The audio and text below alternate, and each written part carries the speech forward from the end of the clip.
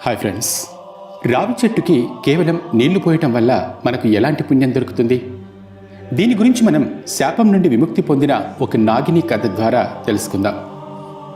ఇక్కడ వైకుంఠంలో క్షీరసాగరంలోని అందమైన అలల మధ్య శేషనాగు పైన నీలివర్ణంలో శ్రీ మహావిష్ణువు ఎంతో అద్భుతంగా కనిపిస్తున్నారు. ఆయన చరణాల దగ్గర మాతా లక్ష్మి వారి పాదాలను నొక్కుతూ ఉన్నారు. అక్కడి వాతావరణమంతా ప్రశాంతమైన ఒక సంగీతంలా ఉంది. ఆ సమయంలో చేతిలో వీణ పట్టుకుని ఆకాశ మార్గంలో నారద మహర్షి అక్కడికొచ్చారు. ఆయన్ను చూసిన శ్రీమన్నారాయణుడు చిరునవ్వుతో, "స్వాగతం నారద, నీ మొహంలో ఏదో ఆందోళన కనిపిస్తోంది. మీ సంచారంలో ఏదైనా అసహజమైన సంఘటనని చూశారా?" అని అడిగారు మహావిష్ణువు. అది విన్న వెంటనే నారద మహర్షి నారాయణుడికి తలవంచి ప్రణామం చేసి విషయాన్ని చెప్పటం మొదలుపెట్టారు. "హే నారాయణ, నేనిప్పుడు భూలోకంలో సంచారం చేసి వస్తున్నాను. ఇక్కడ తిరుగుతున్న సమయంలో నేను కొన్ని విషయాలు గమనించాను. ఋషులు, మహర్షులు వంటి ఉత్తములు రావి చెట్టుకు నీళ్లు అర్పించి వేదమంత్రాల మధ్య దాన్ని మహావిష్ణువుగా భావించి పూజలు చేస్తున్నారు. అయితే ఇంకొక వైపు మరికొందరు మాత్రం రావి చెట్టును కూడా సాధారణమైన చెట్టులాగా నరికేస్తున్నారు. పూర్తిగా వ్యతిరేకంగా ఉన్న ఈ సంఘటన చూసిన తరువాత అసలు రావి చెట్టు వెనుక ఉన్న రహస్యమేంటి? దాన్ని ఋషులు ఎందుకు పూజిస్తున్నారు?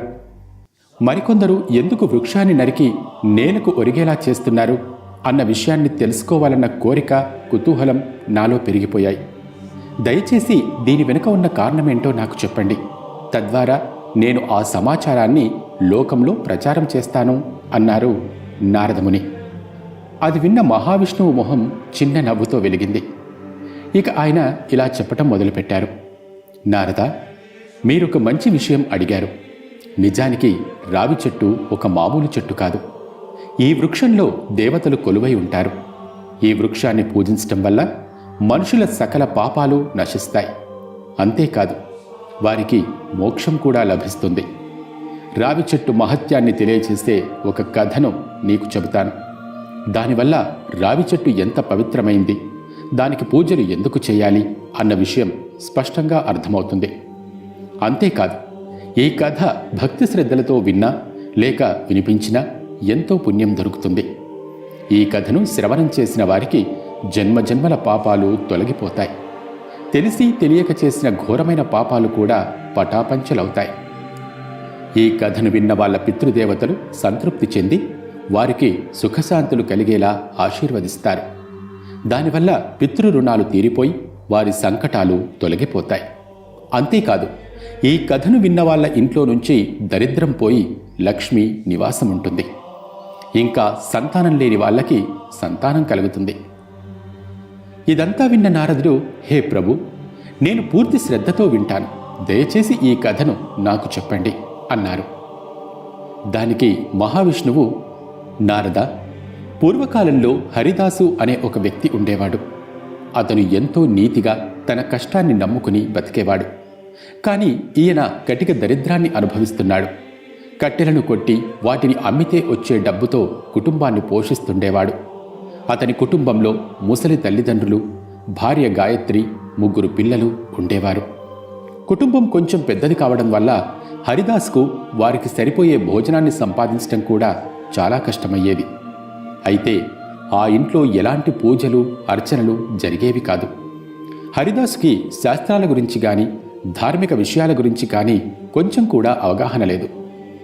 ఒకరోజు హరిదాసు తన గొడ్డలి తీసుకుని అడవికి వెళ్ళి అన్ని మూలలా తిరిగాడు.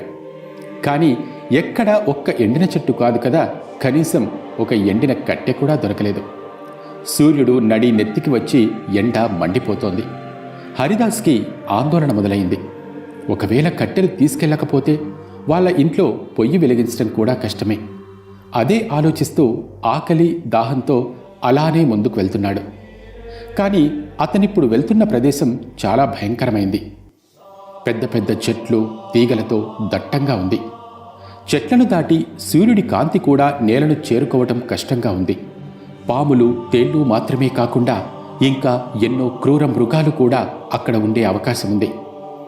అయినా కూడా అతని బలహీనత అతన్ని అక్కడకు వెళ్లేలా చేస్తోంది. అలా వెళ్తున్నప్పుడు అతని చూపు ఒక పెద్ద చెట్టు మీద పడింది. ఆ చెట్టు కొమ్మలు ఆకాశాన్ని తాకినట్టుగా కనిపిస్తున్నాయి.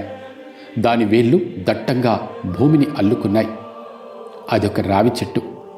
దాన్ని చూడగానే హరిదాసు, ఈ చెట్టు చాలా పెద్దగా బలంగా ఉంది, దీని నుండి కొన్ని కొమ్మలు కొట్టుకున్నా కూడా ఈరోజు నాకు సరిపోతుంది అని తన మనసులో అనుకుని వెంటనే అటూ ఇటూ చూసి గొడ్డలి బలంగా పైకెత్తి చెట్టు కొమ్మ నరకడానికి చూస్తాడు. అప్పుడే అతనికి ఒక భయంకరమైన శబ్దం వినిపిస్తుంది. అదొక స్త్రీ స్వరం అని అనిపిస్తుంది. మానవా, నువ్వు ఎలాంటి అనర్థం చేస్తున్నావు? హరిదాసు ఉలిక్కిపడి అటూ ఇటూ చూస్తాడు. కాని అక్కడ ఎవరూ కనిపించరు. వెంటనే చెట్టు మొదట్లో ఒక నల్ల పాము కనిపిస్తుంది. దాని కళ్ళు అగ్నిజ్వాలల్లా మిలమిలా మెరుస్తున్నాయి. హరిదాసు భయంతో వెనక్కి వెళ్ళాడు. మెల్లగా ఆ పాము ఒక స్త్రీ రూపంలోకి మారింది. ఆమె ఒక నాగకన్య. ఆమె కళ్ళు ఏదో రహస్య కాంతిని వెదజల్లుతున్నాయి. ఆమె గంభీరమైన గొంతుతో, మానవ, నువ్వు రావి చెట్టును నరికే పాపానికి ఎందుకు పాల్పడ్డావు? నీకు రావి చెట్టులో దేవతలు కొలువై ఉంటారని తెలియదా అని అంటుంది. దానికి హరిదాసు భయంతో వణికిపోతూ, దేవి, మీరెవరు? నేనెప్పుడూ ఇలాంటిది కని విని ఎరుగను. మీరు ఇలా మనుషుల గొంతుతో ఎలా మాట్లాడగలుగుతున్నారు? అసలు మీరెవరు? ఈ చెట్టు విశేషమైందని ఎందుకంటున్నారు అని అడుగుతాడు. దానికి నాగకన్య చిరునవ్వుతో ఇలా అంటుంది, నేనొక నాగకన్యని. నా పేరు సురస. ఈ రావి చెట్టుకి కాపరిని. అంతేకాదు, ఈ చెట్టంటే నాకెంతో ఇష్టం. ఎందుకంటే ఈ చెట్టు మీదనే నా నివాసం కాబట్టి. అయితే ఈ చెట్టుకి నాకు ఉన్న బంధం ఈ జన్మది మాత్రమే కాదు. నా గత జన్మ నుండి నా బంధం ఈ చెట్టుతో ముడిపడి ఉంది. ఎన్నో ఏళ్ల క్రితం నా జీవితంలో జరిగిన కథను చెబుతాను విను అంటుంది. ఇలా చెబుతున్నప్పుడు ఆమె మొహంలో ఏదో తెలియని రహస్య ఛాయలు కనిపించాయి. దాన్ని చూసి హరిదాసులో విషయాన్ని తెలుసుకోవాలన్న కుతూహలము పెరిగిపోయింది. ఎందుకంటే ఇదంతా అతనికి ఒక వింతలా అనిపిస్తోంది. ఇంకా నాగకన్య గట్టిగా ఒకసారి ఊపిరి పీల్చుకుని తన కథను చెప్పటం మొదలుపెట్టింది. మానవ, పూర్వజన్మలో నా పేరు సుమతి. నేనొక ప్రసిద్ధమైన వైశ్య కుటుంబంలో పుట్టాను. మా తండ్రి ఎంతో ధనవంతుడు. ఆయన నన్ను జ్ఞాన సంపన్నుడు, ధర్మబద్ధుడైన వైశ్యుడికి ఇచ్చి ఎంతో ఘనంగా నా పెళ్లి జరిపించారు. నా భర్త పేరు ధర్మపాలుడు. ఆయనొక ధాన్యాల వ్యాపారి. ఆయన జీవితం సాదాసీదాగా ఉండేది. ధార్మిక విషయాల్లో ఎంతగానో లీనమయ్యేవాడు. మంచి పనులు చేయటంలో ముందుండేవాడు. కాని నేను పూర్తిగా వ్యతిరేకంగా ఉండేదాన్ని. నేనెప్పుడూ అతన్ని గౌరవించలేదు. ఆయన చేసే ధార్మిక పనుల మీద శ్రద్ధ పెట్టలేదు. ఇంకా దేవతలను పూజించటం ఒక అనవసరమైన పని అనుకునేదాన్ని. ఎంతో అహంకారంగా ఉండేదాన్ని. నా మనసెప్పుడు డబ్బు, సంసార సుఖాలపైన ఆసక్తిగా ఉండేది. పుణ్యకార్యాలు చేయటం, పూజలు చేయటం చాలా మంచి విషయమని నా భర్త నాకు నచ్చజెప్పాలని ఎంత ప్రయత్నించినా కూడా నేను అతని మాటను పట్టించుకునేదాన్ని కాదు. మా ఊరికి దగ్గరలో ఒక ముని ఆశ్రమం ఉండేది. అక్కడి వాతావరణమంతా ఎంతో ప్రశాంతంగా ఉండేది. అయితే ఆ ఆశ్రమం దగ్గర ఆ ముని ఒక చిన్న రావి చెట్టును నాటారు. ఇంకా గ్రామంలోని ప్రజలంతా ఆ చెట్టు దగ్గరకు వచ్చి విశేష పూజలు చేసేవారు. చెట్టుకి 4 వైపులా దీపాలు వెలిగించి చెట్టు మొదట్లో నీళ్లు అర్పించి ఎంతో శ్రద్ధగా ప్రార్థించేవాళ్ళు. వాళ్ళంతా ఆ చెట్టులో శ్రీ మహావిష్ణువు ఉంటాడని నమ్మేవాళ్ళు. ఇంకా వాళ్ళ పితృదేవతలు సంతృప్తి చెందుతారని నమ్మేవాళ్ళు. ఆ భక్తి శ్రద్ధల కారణంగా ఆ మొక్క చాలా వేగంగా మహావృక్షంగా పెరిగిపోయింది. ఒకరోజు నేను ఆ ఆశ్రమం వైపు నుండి వస్తుండగా ఒక బ్రాహ్మణుడు ఆ చెట్టు కింద కూర్చుని నీళ్లు అర్పించి వేదమంత్రాలు ఉచ్చరిస్తూ ఆ రావి చెట్టుని భక్తితో పూజిస్తున్నాడు. అతన్ని చూసి నేను పగలబడి నవ్వటం మొదలుపెట్టాను. ఆ చెట్టుకి పువ్వులు పూయవు, కాయలు కాయవు. నా దృష్టిలో ఈ చెట్టు ఎందుకు పనికిరాదు. ఎందుకు మూర్ఖంగా నువ్వు ఈ చెట్టును పూజిస్తున్నావు అని అడిగాను. దానికి బ్రాహ్మణుడు ఎంతో ప్రశాంతంగా నా వైపు చూసి ఇలా అన్నాడు, మీరు అజ్ఞానంతో ఇలా మాట్లాడుతున్నారు. ఈ చెట్టు రావి చెట్టు. దీనిలో సాక్షాత్తు మహావిష్ణువు కొలువై ఉంటారు. ఈ చెట్టుకు నీళ్లు పోస్తే ఎంతో పుణ్యం కలుగుతుంది. పితృ ఆశీర్వాదం దొరుకుతుంది. పూజలు చేస్తే ఎన్నో జన్మల పాపాలు తొలగిపోతాయి అన్నాడు. అది విని నాలో అహంకారం ఇంకా పెరిగింది. అయితే చూద్దాం, నీ చెట్టులో ఎంత మహత్యముందో అని వ్యంగ్యంగా మాట్లాడి ఆ చెట్టుని తన్నడానికి కాలు పైకెత్తాను. నా కాలు ఆ చెట్టుకి తగలగానే నా చేతులు కాళ్లల్లోనే కాక శరీరమంతా మంటలు మొదలయ్యాయి. నా శరీరంలో ఏవో మార్పులు జరుగుతున్నాయి. శరీరం నల్లగా అవుతోంది. ఇంకా మెల్లిమెల్లిగా నేనొక నల్లని పాములా మారిపోయి అరుస్తూ ఉండిపోయాను. నా అరుపులు విని ఆశ్రమానికి చెందిన ముని అక్కడికి వచ్చారు. ఆయన రాగానే నేను అతని కాళ్ల మీద పడి జరిగిందంతా చెప్పాను. నాకు ఆ శాపం నుండి విముక్తి దొరికే మార్గం చెప్పమని వేడుకున్నాను. అప్పుడు ఆ ముని గంభీరంగా, నువ్వు ఎంత పెద్ద పాపం చేశావో తెలుసా? రావి చెట్టును అవమానించటమంటే స్వయంగా ఆ విష్ణుమూర్తిని అవమానించటమే అవుతుంది. నువ్వు చేసిన పాపానికి నీకు ఫలితం దక్కింది, అనుభవించు అన్నాడు. అప్పుడు నేను ఆయన్ని వేడుకున్నాను. నేను చేసిన పాపాన్ని తెలుసుకున్నాను, ప్రాయశ్చిత్తం అనుభవిస్తున్నాను. దయచేసి నాకు శాపం నుండి విముక్తి కలిగించే మార్గాన్ని చెప్పండి అని వేడుకున్నాను. అప్పుడు ఆయన, నువ్వు 100 సంవత్సరాలు ఈ చెట్టుపైన నివాసముంటూ దీన్ని రక్షించాలి. ఆ తరువాత నీ భర్త వచ్చి రావి చెట్టుకి నీళ్లు అర్పించిన తరువాత నీకు ఈ శాపం నుండి విముక్తి కలుగుతుంది అని చెప్పి వెళ్ళిపోయాడు.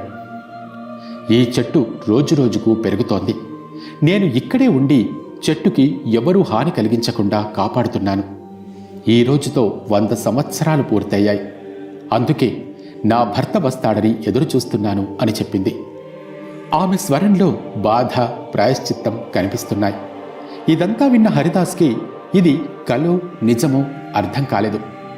ఈ కథతో అతనికి ఏం సంబంధం ఉందని, ఈ కథ అతనికి తెలిసిందనే సందేహం అతని మనసులో మెదిలింది. అయితే ఆ టైంలో ఒక దివ్య తేజస్సు నుండి ఆ ఆశ్రమానికి చెందిన ముని వాళ్ల మధ్య ప్రత్యక్షమయ్యాడు. హే హరిదాసు, ఇదంతా నీ పూర్వజన్మతో సంబంధమున్న సంఘటన. అందుకే విధి ఈరోజు నిన్ను ఇక్కడకు తీసుకొచ్చింది. అసలు ఈ నాగకన్య జీవితంలో నీ పాత్రేంటో నీకు తెలుసా అన్నాడు. అప్పుడు హరిదాసు, దయచేసి విషయాన్ని వివరంగా చెప్పండి అంటూ భయపడుతూ మునిని అడిగాడు. అప్పుడు ముని, నువ్వు పూర్వజన్మలో ధర్మపాలుడివి, ఈ నాగకన్యకి భర్తవి. నీ భార్య అహంకారంతో చేసిన పనికి శిక్ష అనుభవిస్తోంది. కానీ నువ్వు చేసిన పుణ్యాల వల్ల నీకు ఈ సత్కార్యం చేసే యోగం దక్కింది. కేవలం నీ వల్లనే ఆమెకు విమోచన దొరుకుతుంది. ఇంకా నీకు గత జన్మల బంధాలు పూర్తవుతాయి అంటాడు. ఇది విన్న హరిదాసులో కరుణ కలుగుతుంది. వెంటనే ఈ కార్యాన్ని నేను ఎలా చేయాలి, విధి విధానాలు చెప్పండి అని మునితో వేడుకుంటాడు. అప్పుడు ముని హరిదాసుని రావి చెట్టు దగ్గరకు తీసుకెళ్లి భక్తి శ్రద్ధలతో వృక్షానికి నీళ్లు అర్పించి శ్రీ మహావిష్ణువుగా భావించి ప్రార్థించు అంటాడు. హరిదాసు దగ్గరలో ఉన్న కలశంలో నీళ్లు తెచ్చి పూర్తిగా భక్తితో నారాయణుణ్ణి తలుచుకుంటూ నీళ్లు అర్పించటం మొదలు పెడతాడు. ఇలా నీళ్లు పోయటం మొదలుపెట్టగానే చెట్టు కింద ఒక దివ్య కాంతి వెలిగి నాగకన్యగా ఉన్న సుమతి నాగకన్య రూపాన్ని పూర్తిగా కోల్పోయి ఒక అందమైన స్త్రీగా మారటం మొదలవుతుంది. ఇంక పూర్తిగా మారాక ఆమె మొహం ఒక దేవతలాగా తేజస్సుతో వెలిగిపోతుంది. సుమతి పూర్తిగా మారిపోయిన తర్వాత మునికి హరిదాస్కి నమస్కరించి ఇలా అంటుంది, మీ పుణ్యం మహావిష్ణువు కృప వల్ల నాకు ఈరోజు ముక్తి లభించింది. నేను మీకు నా ధన్యవాదాలు చెబుతున్నాను అంటుంది. అప్పుడు ముని ఆమెను ఆశీర్వదించి, నీ శాప విమోచనం జరిగింది, నువ్వు స్వర్గానికి బయలుదేరు, నిన్ను ఆ నారాయణుడు ఆశీర్వదిస్తాడు అంటాడు. సుమతి ఇంకొకసారి రావి చెట్టుకు నమస్కరించి అక్కడి నుండి వెళ్ళిపోతుంది. ఆ తరువాత హరిదాసు జీవితంలో కూడా చాలా మార్పులు జరుగుతాయి. రావి చెట్టు మహత్యాన్ని తెలుసుకున్న హరిదాసు రావి చెట్టును పూజించటం మొదలు పెడతాడు. పవిత్రమైన వృక్షాలను గౌరవించటం, దేవతల నామస్మరణ చేయటం వంటివి జీవితాన్ని సఫలం చేస్తాయి అని తెలుసుకుంటాడు. తన కుటుంబాన్ని కూడా ధర్మ మార్గంలో నడిచేలా చేస్తాడు. ఇలా మహావిష్ణువు ఈ కథను పూర్తి చేస్తాడు. అప్పుడు నారద మహర్షి భావోద్వేగంలో ఉండిపోతాడు. ఈ కథ వల్ల నా కుతూహలానికి సమాధానం దొరికింది. మనిషి తన అజ్ఞానం, అహంకారం వల్ల పాపాలు చేస్తాడు. కానీ మీ కృప కలిగినప్పుడే తిరిగి ఉద్ధరించబడతాడు. అయితే ఈ రావి చెట్టు కేవలం పవిత్రమైంది మాత్రమే కాదు, మీ స్వరూపం కూడా అని అంటాడు. అప్పుడు మహావిష్ణువు, అవును, ఈ వృక్షం మొదట్లో నేను కొలువుంటాను, కాండంలో ఆ మహాశివుడు కొలువుంటాడు, కొమ్మల్లో బ్రహ్మదేవుడు కొలువుంటాడు. అందువల్ల ఈ చెట్టును పూజించిన వారు త్రిమూర్తుల ఆశీర్వాదాన్ని పొందుతారు. ఈ కథను విన్నా, వినిపించినా, శ్రవణం చేసినా, రావి చెట్టుకు పూజలు చేసినా వారి పాపాలన్నీ తొలగిపోతాయి, సుఖశాంతులు కలుగుతాయి, ఇంకా వారికి ముక్తి మార్గం దొరుకుతుంది.